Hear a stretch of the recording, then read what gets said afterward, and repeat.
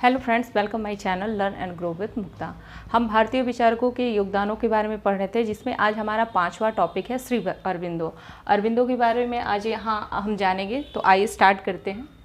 श्री अरविंदो का जन्म 15 अगस्त 1872 में हुआ था।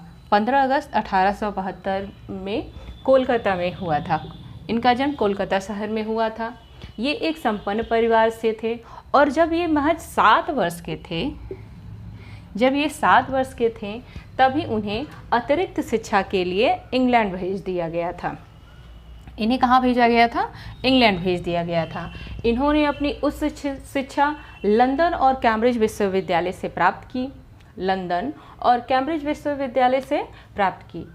ठीक उसके पश्चात 1893 में इंग्लैंड से वापस आने पे इन्होंने बड़ोदरा कॉलेज ज्वाइन किया। इन्होंने बड़ोदरा कॉलेज में एक शिक्षक की भूमिका निभाई। इसके बाद इन्होंने बड़ोदरा विश्वविद्यालय में फ्रेंच और अंग्रेजी के प्रोफेसर के रूप में कार्य किया। अंततः और बाद में पहले तो ये बड़ोदरा कॉलेज में शिक्षक की भूमिका निभाएं, उसके बाद फ्रेंच और अंग्रेजी के प्रोफेसर के रूप में कार्य किए और लास्ट में इन्हें बड़ोदरा कॉलेज के प्रचार मीन्स प्रिंसिपल के रूप में नियुक्त किया गया। आगे इन्हें 1893 में बड़ोदरा कॉलेज के प्रिंसिपल के रूप में नियुक्त किया गया और ये वही समय था जिस समय बंगाल का विभाजन हुआ था। अब बंगाल के विभाजन और परिणामी राष्ट्रीय भावनाओं के कारण, यहाँ पे मैंने 2 बार राष्ट्रीय लिखे इसको, ये वही समय था जिस समय बंगाल का विभाजन हुआ था और 1893 में बड़ोदरा कॉलेज में इनकी नियुक्ति भी हुई थी। तो बंगाल के विभाजन और परिणामी राष्ट्रीय भावनाओं के कारण इन्होंने अपना वर्तमान रोजगार से इस्तीफा देना, मतलब इस पद को छोड़ने का फैसला किया और इसके बजाय वो कोलकाता के नेशनल स्कूल के प्रोफेसर के रूप में एक पद स्वीकार करी। ये कलकत्ता के नेशनल स्कूल के प्रोफेसर के रूप में एक पद को स्वीकार कर लिया और वहाँ से वे ब्रिटिश सरकार के प्रति लगातार विरोध व्यक्त करते रहे। वे कुछ समय तक, अब विरोध करना, अब ये तो नहीं है कि एक शिक्षक होने के नाते विरोध करने के लिए ये क्रांतिकारी बन जाए। इन्होंने किताबों का सहारा लिया, समाचार पत्रों का सहारा लिया, लोगों में जागरूकता फैलाने की बात करी। तो इन्होंने ये वहाँ से लगातार विरोध व्यक्त करते रहे और वे कुछ समय तक वंदे मातरम और युगांतर नामक पत्रों का संपादन में लगे रहे।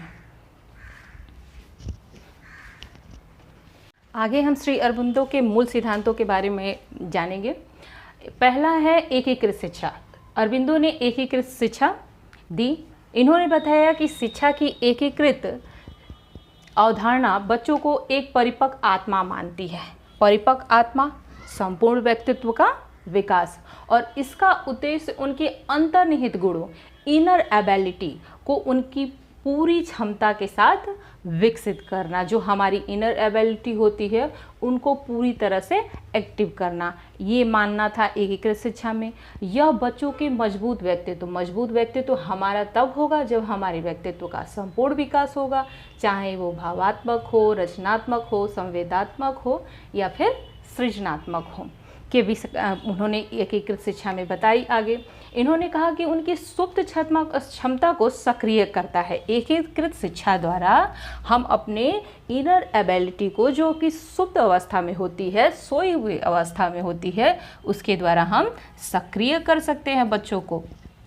आगे एकीकृत शिक्षा पे जोर देकर इन्होंने कहा कि एकीकृत शिक्षा बस जानकारी और कौशल प्राप्त करना नहीं होता है, बल्कि आत्मा का विकास करना होता है, संपूर्ण आत्मा का विकास करना होता है, जो भीतर से शुरू होता है। मतलब हमारे जो आंतरिक गुण विकसित होते हैं उन पर बात की। और इसका पोषण कौन करता है? हमारे संपूर्ण व्यक्तित्व का जो विकास होता है, इसको पोषित कौन करता है? इन्होंने अपने एकीकृत शिक्षा प्रणाली में बताया कि इसको पोषित करने का कार्य शिक्षक और हमारे अभिभावक दोनों का ही होता है। दूसरा सिद्धांत था योग पर जोर। स्वामी विवेकानंद ने भी योग पे काफ़ी बल दिया, श्री अरविंदो ने भी दिया। अरविंद योग को स्वस्थ जीवन जीने का एक अनिवार्य हिस्सा मानते थे। स्वस्थ जीवन जीने का अनिवार्य हिस्सा मानते थे। इनका मानना था कि योगा करने से हमारे जीवन में अनुशासन आता है, डिसिप्लिन आता है। और उनका यह भी मानना था कि शिक्षा और अनुशासन एक दूसरे से जुड़े हुए होते हैं। योगा करने से हमारी लाइफ में डिसिप्लिन आती है और बिना अनुशासन या डिसिप्लिन के हम शिक्षा तो प्राप्त ही नहीं कर सकते हैं। यही कारण होता है कि हमें स्कूल में अलग अलग तरह के डिसिप्लिन फॉलो कराए जाते हैं।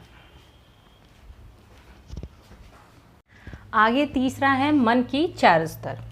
शिक्षा का साधन मन है। श्री अरविंदो ने बताया कि शिक्षा का साधन क्या है? मन है, जो 4 भागों में विभाजित है। चित्त, मनस, बुद्धि और सुप्रा माइंड, अंतः ज्ञान में विभाजित है। क्या होता है चित्त, मनस, बुद्धि? आइए जानते हैं। चित्त ये अतीत की स्मृतियों और संस्कारों का भंडारण है। चित्त क्या होता है? हमें लगता है कि हमारे जो पास्ट में हुआ है या पिछले जन्म में हुआ है, हम उसे पूरी तरह से भूल गए हैं, लेकिन ऐसा नहीं होता है। हमारी स्मृति, हमारे पास्ट की स्मृति हो या फिर पिछले जन्म का हो, वो कहीं ना कहीं हमारे दिमाग और मन में रहता है, वो चाहे सक्रिय रूप से हो या निष्क्रिय रूप से हो। अरविंदो ने अपने चित्त में ये बताया कि ये अतीत की स्मृति और संस्कारों का भंडारण होता है, जो कि हमारे मस्तिष्क में रहता है। दूसरा मनस। मनस में ये बताएं कि ये दूसरा स्तर होता है हमारे मन का, वह स्तर जो 5 इंद्रियों से इंद्रिय धारणाओं द्वारा एकत्रित छवि को प्रदान करती है। अब इसका उदाहरण लेते हैं। जैसे आपने किसी को देखा और उस व्यक्ति के प्रति आपने अपना इम्प्रेशंस बनाया, किसी का बैठना, उठना, रहना, खाना पीना देखा और उसके प्रति आपने जो भी भावनाएं बनाया, वो होता है हमारा मनस, और ये हमारे मन की दूसरी स्तर होती है। तीसरा बुद्धि। बुद्धि का क्या तात्पर्य होता है? बुद्धि, विवेक आप तो सुने ही होंगे। बुद्धि विवेक अलग चीज़ होता है और ज्ञान अलग चीज़ होता है। बुद्धि, इसका तात्पर्य है संवेदनाओं को व्यवस्थित करना और विवेक की शक्ति प्रदान करना, चीज़ों में अंतर करना, क्या चीज़ हमारे लिए सही है और क्या चीज़ हमारे लिए गलत है, ये होती है हमारी बुद्धि। और बुद्धि ज्ञान विपरीत होता है। जैसे ज्ञानी तो रावण भी था, रावण से महाज्ञानी कोई था ही नहीं, लेकिन बुद्धि हमें ये शक्ति प्रदान करती है कि क्या चीज़ हमारे लिए सही है और क्या गलत है, क्या हमें करना चाहिए, क्या हमें नहीं करना चाहिए। ये हमारी संवेदनाओं को व्यवस्थित करती है कि क्या हमारे लिए सही है, क्या गलत है, क्या करना चाहिए, क्या नहीं करना चाहिए। ये बुद्धि का काम होता है और ये मन के हमारी तीसरी स्तर होती है बुद्धि। चौथा है अंतः प्रज्ञा, सुप्रा माइंड कहते हैं। जितना मन साफ उतनी अच्छी चीज़ें होती हैं। इसका भी एक उदाहरण ले लेते हैं। अरविंदो ने उदाहरण दिया था कस्तूरी मृग का।